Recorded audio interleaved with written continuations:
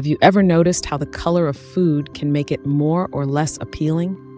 The industry uses this understanding to its advantage, creating visually appealing products that entice us to buy and consume. Let's dive into the fascinating world of food colors and their psychological impacts. To start, let me ask you a question. Have you ever been drawn to a particular food because of its color? Maybe a bright red apple caught your eye, or a vibrant green salad looked particularly fresh and appetizing. Colors play a crucial role in our food choices, often before we even take the first bite. Red is one of the most powerful colors when it comes to stimulating appetite. It's associated with energy, excitement, and passion. Think about red strawberries, juicy tomatoes, or a perfectly cooked steak. Red can make food appear more vibrant and appealing, which is why it's commonly used in restaurant decor and food packaging to grab attention and stimulate hunger. On the other hand, yellow and orange are also appetite-stimulating colors. These warm hues evoke feelings of happiness, warmth, and positivity. Think of golden French fries, ripe oranges, and sunny lemon tarts. These colors can make food look more enticing and are often used in fast food branding and marketing to attract customers. Green, the color of many vegetables and fruits, is often associated with health and freshness. When we see green in food, we tend to think of natural, nutritious options. This is why salads, smoothies, and other healthy foods often feature green prominently. Green can make us feel that we are making a healthier choice, even if the food itself might not be the healthiest option. Blue, interestingly, is one of the least appetizing colors for food. It's rarely found in natural foods, except for blueberries and a few other exceptions.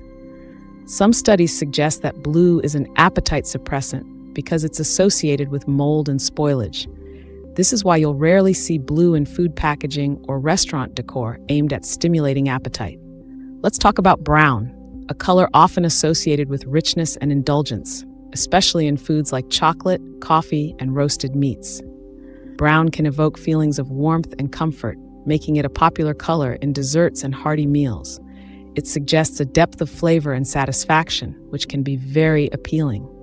The food and beverage industry also uses color strategically in marketing and packaging. Bright, bold colors can make a product stand out on the shelves, grabbing consumers' attention. For example, red and yellow are commonly used in snack packaging because they are eye-catching and can stimulate cravings. Pastel colors might be used for products marketed towards children or for items that are meant to be seen as gentle or soothing, like teas and certain snacks. Color can also influence our perception of taste. For instance, a study found that people perceived a lemon-flavored drink as sweeter when it was colored yellow compared to when it was clear. This demonstrates how our brains can associate color with certain flavors and intensities, affecting our overall experience of the food. Next time you go to a supermarket or a restaurant, pay attention to how colors are used to influence your choices. Which colors draw your eye? How do different colors make you feel about the food you're considering? Are there any colors that make you more or less likely to try something new? In our next lesson, we'll explore how colors are used in technology and user interface design to enhance usability and user experience. Until then, keep an eye out for how color affects your food choices and enjoy the vibrant palette of flavors around you. See you next time. If you're finding this lesson valuable, you can take your expertise to the next level.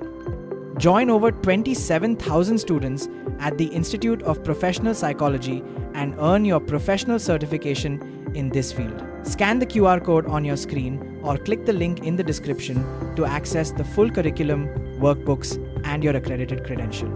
Let's get back to the lesson.